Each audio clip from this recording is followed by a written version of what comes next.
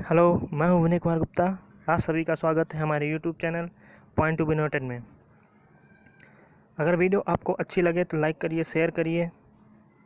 अगर आप चैनल पर नए हो तो चैनल को सब्सक्राइब करें। वीडियो का अगला नोटिफिकेशन प्राप्त करने के लिए बेल आइकन को ज़रूर दबाएं।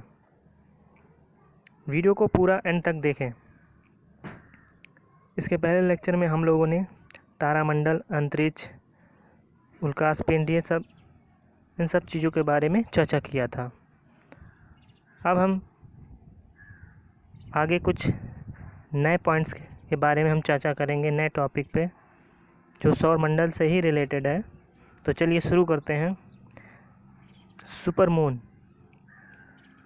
सुपरमून क्या होता है? सुपरमून वह स्थिति होती है जब चंद्रमा पृथ्वी के सबसे निकट होती है। तो चंद्रमा जो होती है पृथ्वी के सबसे निकट होती है तो वो सुपरमून की स्थिति बोली जाती है। जब ऐसी स्थिति होती है तो चंद्रमा जो होता है वो 14% बड़ा दिखाई देता है और 30% अधिक चमकीला दिखाई देता है। तो ये होती है सुपरमून की स्थिति। सुपरमून की स्थिति में क्या होता है? चंद्रमा 14% बड़ा दिखाई देता है, पहले से 14% अधिक बड़ा दिखाई देता है और 30% अधिक चमकीला दिखाई देता है। अगला है ब्लू मून। ब्लू मून क्या होता है? अगर हम एक कैलेंडर माह में देखें तो एक कैलेंडर माह में जो 2 पूर्णिमाएँ होती हैं तो दूसरी पूर्णिमा का जो चाँद होता है उसी को हम ब्लू मून कहते हैं। या एक ऋतु की 4 पूर्णिमाओं में से जो है तीसरी पूर्णिमा जो होती है वो ब्लू मून कहलाती है। तो ये दो इसकी परिभाषाएं हैं। 2 तरह से हम ब्लू मून को परिभाषित कर सकते हैं। पहला है एक कैलेंडर माह में जब 2 पूर्णिमाएँ हों तो दूसरी पूर्णिमा जो होती है, दूसरी पूर्णिमा का जो चाँद होता है वो ब्लू मून कहलाता है। या अगर एक ऋतु की बात करें तो एक ऋतु की 4 पूर्णिमाओं में से जो तीसरी पूर्णिमा वाला चाँद होता है वो ब्लू मून कहलाता है। और ये घटना जो होती है अगर साल भर में दो बार हो जाए तो वह वर्ष क्या कहलाता है? Blue moon year. ये छोटी छोटी चीज़ें हैं, इसको याद रखिए।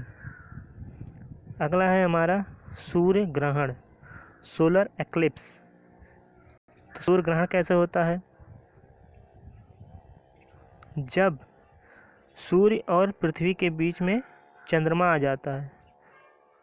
जब सूर्य और पृथ्वी के बीच चंद्रमा आ जाता है जिसके कारण सूर्य से चलने वाला जो प्रकाश है चंद्रमा के कारण पृथ्वी पर नहीं पहुंच पाता और पृथ्वी से देखने पर सूर्य दिखाई नहीं देता। तो यह घटना क्या कहलाती है? हमारी सूर्य ग्रहण। तो ये चीज़ याद रखिए कि सूर्य और पृथ्वी के बीच में चंद्रमा रहती है और सूर्य से जो प्रकाश चलता है वो चंद्रमा के कारण जो है पृथ्वी पर नहीं पहुंच पाता और पृथ्वी से देखने पर सूर्य जो है हमें नहीं दिखाई देता है। तो ये घटना सूर्य ग्रहण कहलाती है। और ये किस दिन होता है? अमावस्या के दिन। तो ये चीज़ इम्पॉर्टेंट है, एग्ज़ाम में पूछ लेता है कि सूर्य ग्रहण किस दिन होता है, अमावस्या के दिन कि पूर्णिमा के दिन। तो अमावस्या के दिन अमावस्या के दिन जो होता है हमारा सूर्य ग्रहण होता है। सूर्य ग्रहण के लिए जब सूर्य, पृथ्वी और चंद्रमा जो है तीनों एक रेखा में आ जाते हैं तो उस स्थिति को क्या कहते हैं? सिजकी। ये चीज़ याद रखिए। जब तीनों एक सीधी रेखा में आ जाते हैं सूर्य, पृथ्वी और चंद्रमा तो उसको बोलते हैं सिजकी। क्या बोलते हैं? सिजकी। तो यहाँ पे देखिए ये सूर्य है, बीच में चंद्रमा है और पृथ्वी है। सूर्य से प्रकाश जा रहा है, सूर्य से प्रकाश निकल रही है और ये चंद्रमा उसको रोक रही है जिसकी वजह से जो है पृथ्वी पर प्रकाश नहीं पहुंच पा रहा है। तो ये सूर्य ग्रहण की घटना हुई।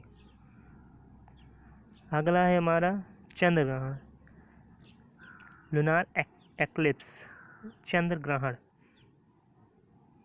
चंद्र ग्रहण क्या होता है? जब सूर्य और चंद्रमा के बीच में क्या आ जाती है? पृथ्वी। सूर्य ग्रहण में क्या था? चंद्रमा बीच में आ जाती है सूर्य और पृथ्वी के। लेकिन जब पृथ्वी सूर्य और चंद्रमा के बीच में आ जाए और तीनों एक रेखा में हो तो सूर्य से चलने वाला जो प्रकाश है पृथ्वी के कारण चंद्रमा पर नहीं पहुंच पाता। पृथ्वी क्या करती है? सूर्य के प्रकाश को रोक लेती है और चंद्रमा पर नहीं पहुंच पाता। तो इसके फलस्वरूप क्या होता है कि पृथ्वी के रात वाले भाग में चंद्रमा दिखाई नहीं देता है। और यह घटना चंद्र ग्रहण कहलाती है। तो ये होता है हमारा चंद्र ग्रहण। और चंद्र ग्रहण किस दिन होता है? पूर्णिमा की रात को। चंद्र ग्रहण हमेशा पूर्णिमा की रात को होता है। तो चंद्र ग्रहण कैसे होता है? जब पृथ्वी जो है पृथ्वी हमारा सूर्य और चंद्रमा के बीच में है, और सूर्य से जो प्रकाश निकल रहे हैं वो पृथ्वी पर एक भाग में पहुंच रही है जहां पर दिन है, और ये रात वाला भाग है। तो रात वाले भाग से अगर हम देखेंगे तो सूर्य जो है वो नहीं दिखाई देता है।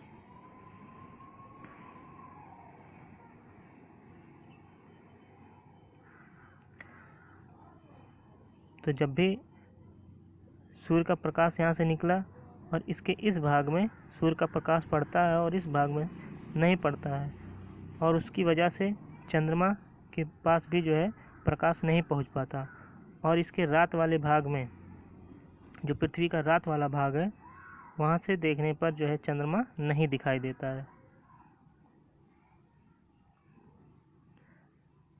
अगला है, एक कैलेंडर वर्ष में देखें तो अधिकतम 7 ग्रहण हो सकते हैं। तो एक कैलेंडर वर्ष में अधिकतम कितने ग्रहण हो सकते हैं? 7। और कम से कम 2 ग्रहण लगते हैं। 7 अधिकतम होता है और कम से कम 2 तो होता ही है एक वर्ष कैलेंडर में। और ये दोनों जो है सूर्य ग्रहण हो सकते हैं। ये कम से कम 2 ग्रहण जो लगेंगे वो सूर्य ग्रहण हो सकते हैं। एक पूर्ण ग्रहण अधिकतम कितने मिनट का होता है? 8 मिनट का। ये चीज़ याद रखिए कि एक पूर्ण सूर्य ग्रहण जो होता है अधिकतम 8 मिनट का होता है। सूर्य ग्रहण के समय जो डायमंड रिंग या हरित वलय बनता है, तो उस समय जो है अधिक मात्रा में पराबैंगनी किरणें विसर्जित होती हैं। कब? जब सूर्य ग्रहण होता है तो एक रिंग सा दिखाई देता है। ये सूर्य है, ये चंद्रमा है, ये पृथ्वी है। तो सूर्य से ये प्रकाश चंद्रमा पर आता है और पृथ्वी पर नहीं पहुंच पाता। अगर हम पृथ्वी से चंद्रमा को देखेंगे तो इधर किनारे की तरफ जो है एक रिंग दिखाई देता है सूर्य के किनारे, जिसको डायमंड रिंग बोलते हैं। तो वही होता है हमारा डायमंड रिंग या हरित वलय। तो इसी समय अधिक मात्रा में जो है पराबैंगनी किरणें जो है विसर्जित होती हैं। अब देख लेते हैं ज्वार भाटा क्या होता है। ज्वार भाटा मतलब टाइड एंड एब बोलते हैं इसको। जब सूर्य और चंद्रमा की जो आकर्षण शक्तियाँ होती हैं उसके कारण जो पृथ्वी पर जो सागरीय जल होते हैं वो ऊपर उठने लगते हैं। सागरीय जल क्या होते हैं? ऊपर उठने लगते हैं और गिरने लगते हैं।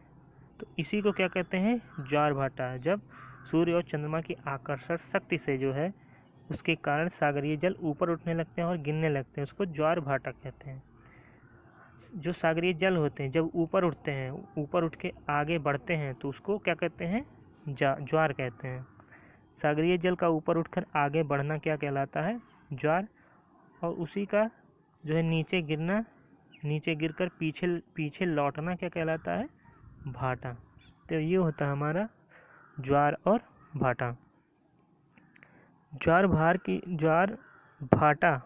की जो घटना है केवल सागर पर ही लागू नहीं होती, बल्कि उन सभी चीज़ों पर लागू होती है जिन पर समय और स्थान के साथ परिवर्तनशील गुरुत्व बल लगता है। कहने का मतलब कि जब जो सूर्य और चंद्रमा की आकर्षण शक्ति है उसका प्रभाव केवल सागरीय जल पर ही नहीं पड़ता है, वो पृथ्वी के स्थल भागों पर भी पड़ता है, जहाँ पर भी गुरुत्व बल विद्यमान है। तो जैसे ठोस, चाहे वो ज़मीन हुआ, कुछ भी हुआ पृथ्वी पर मौजूद, वो सब पर उसका प्रभाव दिखता है। लेकिन जो ज़मीन होता है वो ठोस होता है, इस वजह से उस पर प्रत्यक्ष प्रभाव नहीं दिखता है। लेकिन सागर का जल जो होता है वो चलायमान होता है, इसलिए सागर का जल जो है ऊपर उठता है, गिरता है, तो उसी को ज्वार भाटा कहते हैं।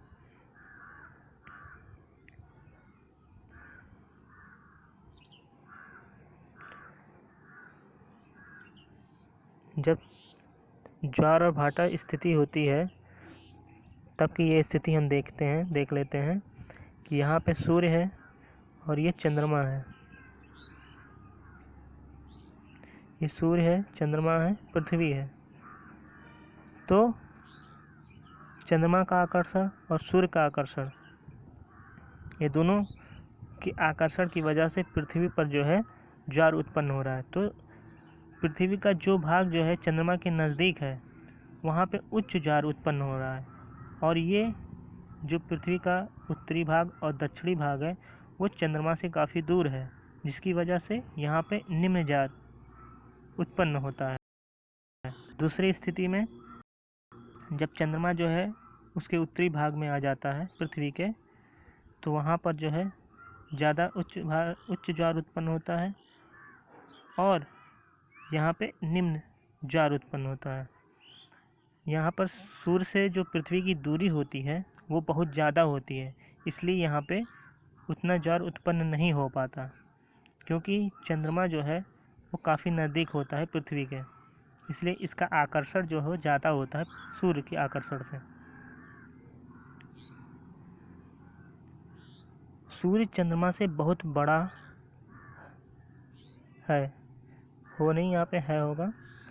तो सूर्य जो होता है वो चंद्रमा से काफ़ी बड़ा होता है, बहुत बड़ा होता है, परंतु सूर्य की अपेक्षा जो होता है चंद्रमा की आकर्षण शक्ति का जो प्रभाव है वो दुगना होता है।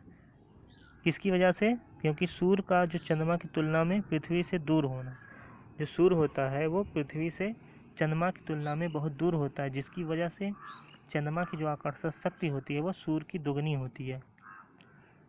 प्रत्येक स्थान पर 24 घंटे पर 2 बार ज्वार भाटा आता है। तो प्रत्येक स्थान पर 24 घंटे में 2 बार ज्वार भाटा आता है। दीर्घ ज्वार जो होता है वो पूर्णमासी या अमावस्या को, और लघु ज्वार जो होता है वो कृष्ण पक्ष एवं शुक्ल पक्ष की सप्तमी अष्टमी को देखा जाता है।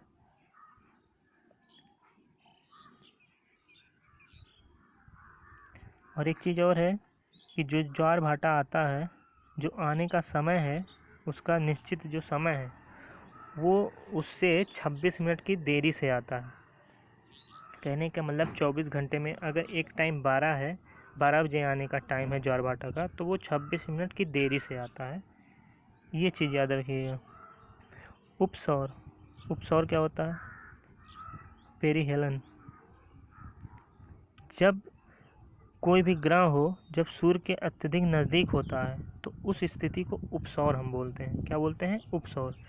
जब कोई ग्रह सूर्य के एकदम नज़दीक में आ जाता है, सबसे नज़दीक की स्थिति उसकी होती है, सूर्य से दूरी जो होती है उसकी सबसे नज़दीक होती है, तो वो उपसौर की स्थिति कहलाती है। उसको कहते हैं पेरिहेलन।